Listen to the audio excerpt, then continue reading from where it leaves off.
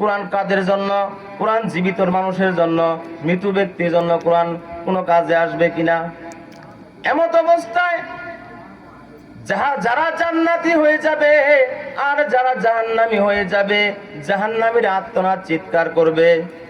আল্লাহ তাআলা এই কথাটুকু কোরআনে কারিমে তুলে দিয়েছেন, ওয়াহুম ইয়াস্তারিখুনা ফিহা রব্বানা আখরিজনা না'মাল সালিহান গায়রাল্লাযী কুন্না না'মাল। আমার প্রভু, আমার মালিক চিৎকার চেঁচামেচি করে হাত কামড়িয়ে বলবে, আমাদেরকে এখান থেকে বের করুন, আমরা ভালো কাজ করব, যে কাজ করতাম তার সাথে ভিন্ন কাজ, খারাপ কাজ করতাম ভালো কাজ করব, আমাদেরকে এখান থেকে বের করুন। আল্লাহ বলবেন, আওয়ালাম নুআম্মিরকুম, আমি কি তোমাদেরকে এমন বয়স দান করি নাই?